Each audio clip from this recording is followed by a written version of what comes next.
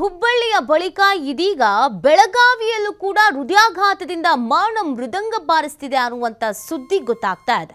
ಕಳೆದ 2 ವರ್ಷದಲ್ಲಿ 27 ಜನ ಹಾರ್ಟ್ ಅಟ್ಯಾಕ್ನಿಂದ ಸಾವನ್ನಪ್ಪಿದ್ದಾರೆ. TV5 ಕನ್ನಡಕ್ಕೆ ಬೆಳಗಾವಿ DHO ಈಶ್ವರ್ ಗಡಾದ ಹೇಳಿಕೆಯನ್ನ ನೀಡ್ತಾ ಇದ್ದಾರೆ. ಬೆಳಗಾವಿಯಲ್ಲಿ ಹೃದ್ರೋಗ ಚಿಕಿತ್ಸೆ ಕಾಡ್ತಾ ಇದೆ, ವೈದ್ಯರ ಕೊರತೆ.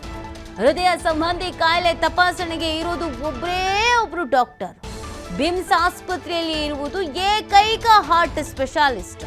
ಹೃದಯ ಸಂಬಂಧಿ ಕಾಯಿಲೆಗೆ ಶಸ್ತ್ರಚಿಕಿತ್ಸೆ ಮಾಡೋದಕ್ಕೂ ಕೂಡ ಸೂಕ್ತ ರೀತಿಯಾದಂಥ ವ್ಯವಸ್ಥೆ ಅನ್ನೋದಿಲ್ಲ. ಹೊಸ ಆಸ್ಪತ್ರೆ ಮಂಜೂರು ಮಾಡೋದಕ್ಕೆ ಸರ್ಕಾರಕ್ಕೆ ಮನವಿಯನ್ನ ಮಾಡಲಾಗಿದೆ. 20,300 ಜನರಿಗೆ ಟೆಸ್ಟ್ ಮಾಡಿ 179 ಜನರನ್ನ ಬೇರೆ ಆಸ್ಪತ್ರೆಗೆ ರೆಫರ್ ಮಾಡಲಾಗಿದೆ. ಇದರಲ್ಲಿ 106 ಜನರಿಗೆ ಹೃದಯ ಸಂಬಂಧಿ ಕಾಯಿಲೆ ದೃಢಪಟ್ಟಿದೆ. 79 ಜನರ ಪೈಕಿ 27 ಜನರು ಹಾರ್ಟ್ ಅಟ್ಯಾಕ್ನಿಂದ ಸಾವನ್ನಪ್ಪಿದ್ದಾರೆ.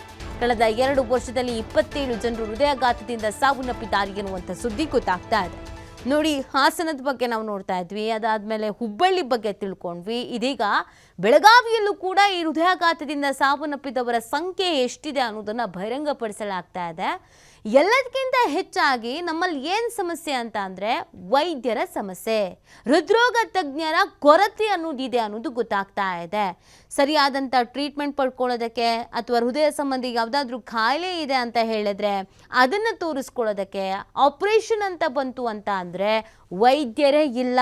ಕರ್ನಾಟಕದಲ್ಲಿ ಹೃದಯ ರೋಗಕ್ಕೆ ಚಿಕಿತ್ಸೆ ಕೊಡುವ ಹೃದ್ರೋಗ ತಜ್ಞರು ಬಹಳ ಅಂದರೆ ಬಹಳ ಕಮ್ಮಿ ಇದ್ದಾರೆ ಅನ್ನೋದು ವರದಿ ಆಗ್ತಾ ಇದೆ. ಈಗ ಬೆಳಗಾವಿಯಲ್ಲಿ ಮನವಿ ಮಾಡ್ಕೊಳ್ತಾ ಇದ್ದಾರೆ, ದಯವಿಟ್ಟು ನಮಗೆ ಹೃದಯ ಸಂಬಂಧಿ ಟ್ರೀಟ್ಮೆಂಟನ್ನು ಕೊಡುವಂಥ ವೈದ್ಯರನ್ನು ನೇಮಕ ಮಾಡಿಕೊಡಿ ಅಂತ ಸರ್ಕಾರಕ್ಕೆ ಮನವಿ ಮಾಡಿಕೊಳ್ಳುವಂಥ ಕೆಲಸವನ್ನು ಮಾಡಲಾಗ್ತಾ ಇದೆ. ನೋಡಿ, ರಾಜ್ಯದಲ್ಲಿ ಒಂದು ವಿಚಾರ ಗೊತ್ತಾಗ್ತಾ ಇದ್ದ ಹಾಗೆಯೇ ಅದಕ್ಕೆ ಅಂಟ್ಕೊಂಡಂತೆಗೆ ಇನ್ನೂ ಸಾಕಷ್ಟು ಜಿಲ್ಲೆಗಳಲ್ಲಿ ಹೃದಯಕ್ಕೆ ಸಂಬಂಧಪಟ್ಟಂತೆ ಸಮಸ್ಯೆಯಿಂದ ಬಳಲಿ, ಹಾರ್ಟ್ ಅಟ್ಯಾಕ್ನಿಂದ ಬಳಲಿ ಸಾವನ್ನಪ್ಪಿದವರ ಸಂಖ್ಯೆಯನ್ನು ಗಮನಿಸ್ತಾ ಇದ್ದೀವಿ.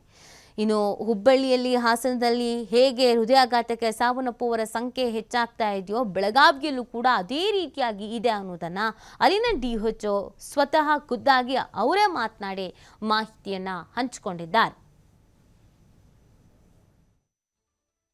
ಪುನೀತ್ ರಾಜ್ಕುಮಾರ್ ಇತ್ತೀಚಿನ ದಿನಗಳಲ್ಲಿ ಅಂದರೆ ಈಗ ಲಾಸ್ಟ್ ಒಂದೂವರೆ ವರ್ಷದಿಂದ ಡಾಕ್ಟರ್ ಪುನೀತ್ ರಾಜ್ಕುಮಾರ್ ಜೀವನ್ ಜ್ಯೋತಿ ಕಾರ್ಯಕ್ರಮ ಅಂಥೇಳಿ ಮತ್ತು ಸ್ಟೆಮಿ ಕಾರ್ಯಕ್ರಮ ಅಡಿಯಲ್ಲಿ ನಮ್ಮ ಸರ್ಕಾರ ಈಗ ಒಂದು ಒಳ್ಳೆಯ ಕಾರ್ಯಕ್ರಮವನ್ನು ಮಾಡಿದೆ. ಸುಮಾರು ಸ್ಟೆಮಿ ಕಾರ್ಯಕ್ರಮದಲ್ಲಿ ನಮ್ಮ ಜಿಲ್ಲೆಯಲ್ಲಿ ಒಂದು 20,300 ನಾವು ಟೆಸ್ಟ್ ಮಾಡಿದ್ದೀವಿ. ಅದ್ರಾಗೆ ಒಂದು 179 ನಾವು ಸಸ್ಪೆಕ್ಟ್ ಮಾಡಿ, ಅಂದರೆ ಹಬ್ ಆ್ಯಂಡ್ ಸ್ಪೋಕ್ ಮಾಡೆಲಲ್ಲಿ ಸುಮಾರು 7 ಕಡೆಗೆ, ರಾಯಬಾಗ, ರಾಮದುರ್ಗ, ಹಿಂಗೆ ದೂರ ಹಾಸ್ಪಿಟ್ಲ್ಗಳಲ್ಲಿ ಏನು 7 ಕಡೆಗಳಲ್ಲಿ ಕೂಡ ಒಂದು ECG ಮಷಿನ್ ಇಟ್ಕೊಂಡು ಡಾಕ್ಟ್ರಿಗೆ ಟ್ರೈನ್ ಮಾಡಿ ನಾವು ಅಲ್ಲಿ ಟೆಸ್ಟ್ ಮಾಡಿ ಅಲ್ಲಿ ಏನಾಗ ಸಂಶಯ ಕಂಡಂಥವನ್ನ 179 ಮಧ್ಯೆ ನಮ್ಮ ಹಬ್ ಹಾಸ್ಪಿಟ್ಲ್ ಆದಂಥ KLE ಆಸ್ಪತ್ರೆಗೆ ರೆಫರ್ ಮಾಡಿದ್ದೆವು ನಾವು. ಅದರಾಗ 106 ಕನ್ಫರ್ಮ್ ಆಗಿದ್ದು. 106 ಕನ್ಫರ್ಮ್ ಆಗಿದ್ದು ನಮ್ಮದು ಸುಮಾರೇನು ಒಂದು 20,000 ಟೆಸ್ಟ್ ಮಾಡಿದ್ದೀವಿ. ಅದರಲ್ಲಿ ನಾವು ಕಮ್ಮಿ 79 ಇವರಿಗೆ ನಾವು ಟೆನೆಕ್ಟರ್+ ಇಂಜೆಕ್ಷನ್ ಎಲ್ಲ ಕೊಟ್ಟು ಅವ್ರ ಜೀವ ಉಳಿಸಿದ್ದೀವಿ. ಅದೊಂದು ಹೆಮ್ಮೆಯಿಂದ ಹೇಳ್ಕೊಳ್ಳುವಂಥ ವಿಚಾರ ಅಂತ ಇಲ್ಲಿ ನಾನು ಹೇಳಬಯಸ್ತೀನಿ. ಮುಖ್ಯವಾಗಿ ಏನಂದರೆ ಡಯಾಬಿಟಿಸ ಮತ್ತು BP ಇವೆರಡೂ ಜೊತೆಗಿದ್ದರೆ, ಎರಡೂ ಇದ್ದಂಥವರಲ್ಲಿ ಈ ಒಂದು ಹಾರ್ಟ್ ಅಟ್ಯಾಕಿನ ಸಂಭವ ಜಾಸ್ತಿ ಇರೋದರಿಂದ ನಮ್ಮ ಸರ್ಕಾರ ಇನ್ನೊಂದು ನಾನ್ ಕಮ್ಯುನಿಕಲ್ ಡಿಸೀಸ್ ಕಂಟ್ರೋಲ್ ಪ್ರೋಗ್ರಾಮ್ ಅಂಥೇಳಿ ಒಂದೊಂದು ಮಾಡಿ ಇವನ್ ಗೃಹ ಆರೋಗ್ಯ ಇನ್ನು ನೆಕ್ಸ್ಟ್ ಶುರು ಮಾಡ್ತಾ ಇದ್ದೀವಿ. ಮತ್ತಷ್ಟು ಮಾಹಿತಿಯನ್ನು ನೀಡ್ತಾರೆ ನಮ್ಮ ಪ್ರತಿನಿಧಿ ಶ್ರೀಧರ್. ಬೆಳಗಾವಿಯಿಂದ ಲೈವ್ನಲ್ಲಿ ಜಾಯ್ನ್ ಆಗ್ತಾ ಇದ್ದಾರೆ. ಶ್ರೀಧರ್, ಈಗ ಬೆಳಗಾವಿಯಲ್ಲೂ ಕೂಡ ಹೃದಯಾಘಾತದಿಂದ ಸಾವನ್ನಪ್ಪಿದವರ ಸಂಖ್ಯೆ ಹೆಚ್ಚಿದೆ ಅನ್ನೋದು ಗೊತ್ತಾಗ್ತಾ ಇದೆ. ಸೊ ಅಲ್ಲಿನ DHO ಮಾತಾಡ್ತಾ ಇರೋ ಪ್ರಕಾರ ಹೃದಯ ರೋಗ ತಜ್ಞರ ಕೊರತೆ ಇದೆ ಅನ್ನೋದು. ಸೊ ಏನೇನು ಸಮಸ್ಯೆ ಎದುರಾಗ್ತಾ ಇದೆ, ಸರ್ಕಾರಕ್ಕೆ ಯಾವ ಥರ ಮನವಿ ಮಾಡ್ಕೊಳ್ಳಲಾಗಿದೆ?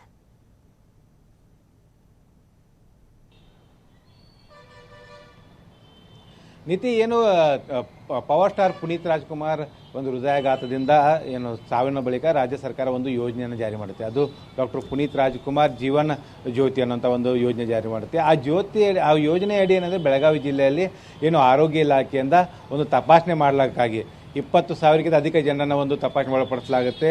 ಆ ಒಂದು ತಪಾಸಣೆಯಲ್ಲಿ 179 ಜನರು ಅಲ್ಲಿ ಹೃದಯ ಕಾಯಿಲೆಗಳಿರ್ತಕ್ಕಂಥ ಗೊತ್ತಾಗುತ್ತೆ. ಅದರಲ್ಲೂ ಕೂಡ ಏನು 106 ಜನರನ್ನು ಆ ಒಂದು ಏನು ಒಂದು ಕಾಯಿಲೆಗಳು ದೃಢವಾಗಿರ್ತಕ್ಕಂಥದ್ದು ಪತ್ತೆ ಆಗುತ್ತೆ. ತದನಂತರ ಅದರಲ್ಲಿ 79 ಜನರಿಗೆ ಈಗಾಗಲೇ ಆ ಒಂದು ಯೋಜನೆಯಡಿ ಚಿಕಿತ್ಸೆ ಕೊಡಲಾಗಿರ್ತಕ್ಕಂಥದ್ದು ಮತ್ತು 2 ವರ್ಷದ ಅವಧಿಯಲ್ಲಿ 27 ಜನ ಒಂದು ಹಾರ್ಟ್ ಅಟ್ಯಾಕ್ನಿಂದ ಮೃತಪಟ್ಟಿದ್ದಾರೆ ನೀತಿ. ಇದು ಒಂದು ಅಂಶ. ಇದು ಪ್ರಮುಖವಾಗಿ ಏನಂದರೆ ಈ ಆರೋಗ್ಯ ಇಲಾಖೆಯಿಂದ ಮಾಡಿದಂಥ ಈ ಆರೋಗ್ಯ ಅಭಿಯಾನದಲ್ಲಿ ಪತ್ತೆ ಆದಂಥ ಪ್ರಕರಣಗಳಲ್ಲಿ ಏನು ಮೃತಪಟ್ಟವರ ಸಂಖ್ಯೆ ನೀತಿ. ಇದು ಒಟ್ಟಾರೆ ಏನು ಬೆಳಗಾವಿ ಜಿಲ್ಲೆಯಲ್ಲಿ ಖಾಸಗಿ ಆಸ್ಪತ್ರೆ ಆಗಿರ್ಬೋದು ಅಥವಾ ಸರ್ಕಾರಿ ಆಸ್ಪತ್ರೆ ಆಗಿರ್ಬೋದು ಚಿಕಿತ್ಸೆಗೆ ಹೋಗೋದಕ್ಕೆ ಆಗದೇ ಅಂತ ಸಂದರ್ಭದಲ್ಲಿ ಹೃದಯಾಘಾತದಿಂದ ಮೃತಪಟ್ಟವರ ಸಂಖ್ಯೆ ಏನಿದೆ ಅದು ಬಹಳ ದೊಡ್ಡ ಪ್ರಮಾಣದ ಸಂಖ್ಯೆ ಇದೆ ಅಂತ ಹೇಳ್ಬೋದು. ಆ ಸಂಖ್ಯೆಯನ್ನು ಕೂಡ ಏನಾದರೂ ಆ ಸಂಖ್ಯೆ ಏನು ಎಣಿಕೆಗೆ ಬರದಂಥ ಸಂಖ್ಯೆ ಇದೆ ಅಂತಲೂ ಹೇಳ್ಬೋದು ಅಂತ ಹೇಳ್ಬೋದು ನೀತಿ. ಇದು ಒಂದು ಭಾಗ. ಆದರೆ ಮತ್ತೊಂದು ಕಡೆ ಆರೋಗ್ಯ ವ್ಯವಸ್ಥೆ ನಮ್ದು ಯಾವ ರೀತಿ ಬಲವಾಗಿದೆ ಅಂದರೆ ಆರೋಗ್ಯ ವ್ಯವಸ್ಥೆಯಲ್ಲಿ ನಾವು ನೋಡೋದಾದರೆ ಹೃದಯ ಸಂಬಂಧಪಟ್ಟಂಥ ಕಾಯಿಲೆಗಳು ಬಂದರೆ ತುರ್ತಾಗಿ ಸಿಗಬೇಕಾದಂಥ ಚಿಕಿತ್ಸೆ ಸಿಗುವಂಥದ್ದಾಗಿರ್ಬೋದು, ವೈದ್ಯಕೀಯ ತಪಾಸಣೆ ಮಾಡುವಂಥದ್ದಾಗಿರ್ಬೋದು, ಅಂಥ ಸೌಲಭ್ಯಗಳಿಗೆ ಏನು ಸರ್ಕಾರಿ ಆಸ್ಪತ್ರೆಗಳಿಲ್ಲ. ಕೇವಲ ಬೆಳಗಾವಿ ಜಿಲ್ಲೆ 18 ವಿಧಾನಸಭಾ ಮತಕ್ಷೇತ್ರಗಳಿರ್ತಕ್ಕಂಥದ್ದು, 18 ಜನ ಶಾಸಕರು, 2 ರಾಜ್ಯಸಭೆ ಏನು ಸಂಸದರಿರ್ತಕ್ಕಂಥ ದೊಡ್ಡ ಜಿಲ್ಲೆಯಲ್ಲಿ ಜಿಲ್ಲಾ ಆಸ್ಪತ್ರೆಯಲ್ಲಿ ಮಾತ್ರ ಒಂದು ಹೃದಯ ರೋಗ ತಜ್ಞ ವೈದ್ಯರಿದ್ದಾರೆ.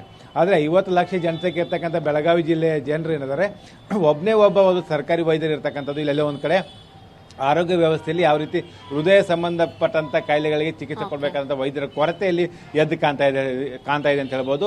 ಕೇವಲ ಇದು ಹೃದಯ ರೋಗ ಸಂಬಂಧಪಟ್ಟಂತಲ್ಲ, ಯಾವುದೇ ಒಂದು ಸರ್ಕಾರಿ ಆಸ್ಪತ್ರೆಯಿಂದ ಬೆಳಗ್ಗೆ ಯಾವುದೇ ಜಿಲ್ಲೆಗೆ ಹೋಗಿ ತಜ್ಞ ವೈದ್ಯರ ಒಂದು ಕೊರತೆ ಏನು ಆರೋಗ್ಯ ಇಲಾಖೆಯಲ್ಲಿ ಕಾಡ್ತಾ ಇದೆ. ಅದೇ ಕಾರಣಕ್ಕಾಗಿ ಹೀಗಾಗಿ ಏನು ಹೃದಯ ಕಾಯಿಲೆ ಸಂಬಂಧಪಟ್ಟಂತೆ ಜನರೇನಿದ್ದಾರೆ ಪ್ರಮುಖವಾಗಿ ಖಾಸಗಿ ಆಸ್ಪತ್ರೆಗಳಲ್ಲಿ ಮುಖ ಮಾಡಬೇಕು ಅಥವಾ ಪಕ್ಕದ ಮಹಾರಾಷ್ಟ್ರ ಆಗಿರ್ಬೋದು ಅಥವಾ ಅಕ್ಕಪಕ್ಕದ ಜಿಲ್ಲೆಗಳಲ್ಲಿರ್ತಕ್ಕಂಥ ಆಸ್ಪತ್ರೆಗಳಿಗೆ ಹೋಗಬೇಕಾದಂಥ ಅನಿವಾರ್ಯತೆಗೆ ಎದುರಾಗಿರ್ತಕ್ಕಂಥದ್ದು.